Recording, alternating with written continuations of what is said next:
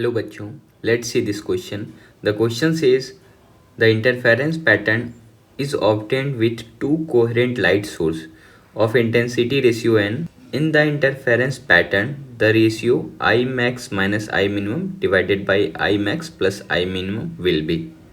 Question में कहा गया है दो अलग अलग कोहेरेंट सोर्स है और दोनों के इंटेंसिटी का रेशियो दिया हुआ है n। तो हमें फाइंड करना है ये रेशियो का वैल्यू क्या होगा, उन दोनों के इंटेंसिटी का maximum value minus minimum value divided by maximum और मिनिमम वैल्यू का सम, इन दोनों का रेशियो क्या होगा। की concept of the question is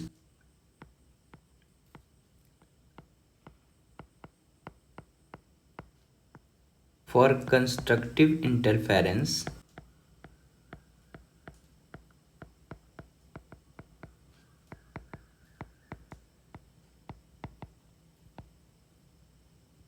constructive interference के केस में अगर दो अलग अलग कोहेरेंट सोर्स है तो उसका मैक्सिमम इंटेंसिटी और मिनिमम इंटेंसिटी का वैल्यू होता है।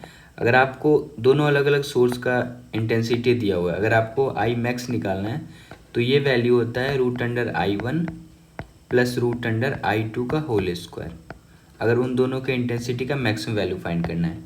अगर आपको उन्हीं दोनों के इंटेंसिटी का मिनिमम वैल्यू फाइंड करना है तो आई मिनिमम होता है, बस यहाँ पे माइनस साइन आ जाता है, root under I one minus root under I two का होल स्क्वायर। तो इन दोनों की कॉन्सेप्ट की हेल्प से हम लोग इस क्वेश्चन को सॉल्व करेंगे। सबसे पहले दो अलग अलग कोहेरेंट सोर्स है, तो एक का इंटेंसिटी आप आई वन ले लो और दूसरे का इंटेंसिटी आप आई टू ले लो। अब अगर हमें क्या निकालना है, I max minus I minimum का वैल्यू। तो आई मैक्सिमम का वैल्यू तो हमें पता है कि अगर हम लोग इन दोनों का आई मैक्सिमम वैल्यू निकालें तो ये क्या होगा, root under I one plus root under I two का होल स्क्वायर। अगर इन दोनों सोर्स के इंटेंसिटी का अगर मिनिमम वैल्यू निकालें तो ये वैल्यू हो जाएगा root under I one minus root under I two का होल स्क्वायर। अब हमारा काम है इन दोनों का रेशियो लेना, यानी I maximum minus I minimum divided by I maximum I minimum का वैल्यू निकालना। तो अगर आप आई मैक्सिमम देखो तो आई मैक्सिमम की जगह हम लोग क्या लिख सकते हैं, root under I one plus root under I two का होल स्क्वायर। इसके बाद सिर्फ मैथमेटिकल कैलकुलेशन है, यहाँ पे root under I one minus root under I two का whole square divided by root under I one plus root under I two का whole square. यहाँ पे ये सम है आई टू का होल स्क्वायर और plus root under I one minus root under I two का whole square.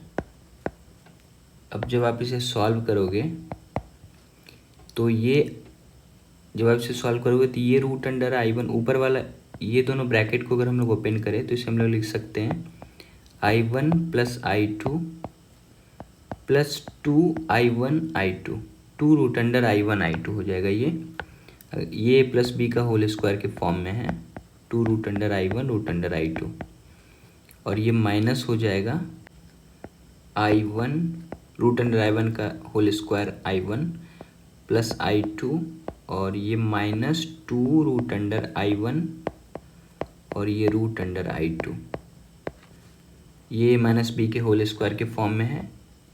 इन सभी को आप डिवाइड कर दोगे, फिर से यही टर्म को हमें ऐड कर देना है, यानी I one plus I two plus two root under I one root under I two, और इसके साथ ऐड कर देना है हमें फिर से I one plus I two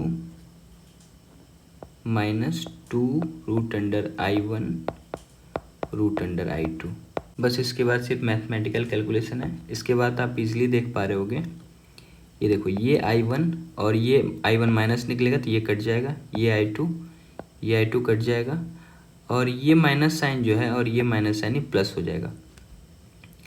और नीचे में क्या क्या कट रहा है ये भी देख लेते हैं। अब देखो ये two I one I two और ये minus two I one I two, ये भी कैंसिल आउट हो जाएगा।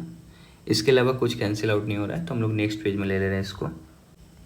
यहाँ पे हमें मिला है ये two root under I one I two और ये plus 2 root under I1 I2, ये माइनस प्लस बाहर निकल के बन जाएगा, तो ये हो जाएगा 2 और 2 4 root under I1 root under I2, और ये सारा टर्म डिवाइड है।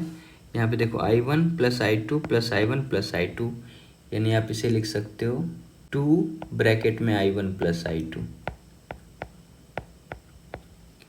तो ये 2 से 4 2 टाइम में कैंसिल आउट हो जाएगा, तो इसे आप लिख सकते हो 2, और ये रूट अंडर I1 I2 जो है इसे आप एक साथ करो तो रूट अंडर I1 I2 आप एक साथ भी इसे लिख सकते हो divided by I1 plus I2।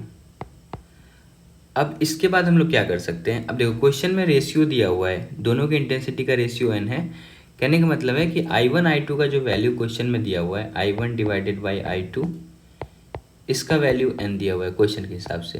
तो यहाँ पे आप एक चीज़ कर सकते हो, ये 2 रूट अंडर I1 I2 जो आया है हमें ये वाला वैल्यू, इसको आप न्यूमरेटर और डिनोमिनेटर को दोनों को I2 से अगर हम लोग डिवाइड करें तो ये हम लोग लिख सकते हैं 2 रूट अंडर I1 I2, और इसको अगर हम लोग डिवाइड करें सिर्फ I2 से, इससे क्या फ़ायदा होगा आप देखो, और नीचे है I1 प्लस I2,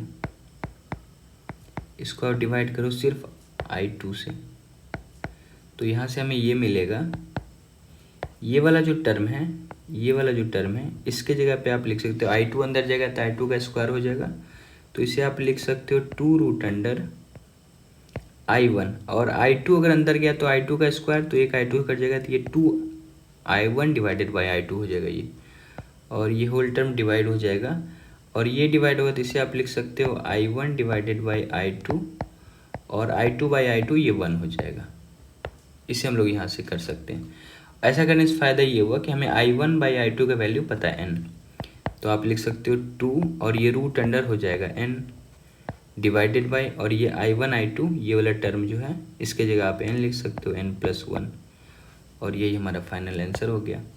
तो इसका जो रेशियो है ये आ गया 2 root under n divided by n plus 1, तो ऑप्शन कौन सा करेक्ट हो जाएगा, 2 root under n divided by n plus 1। So option number 4 is the correct option. Hope you understood it well. Best of luck. Thank you.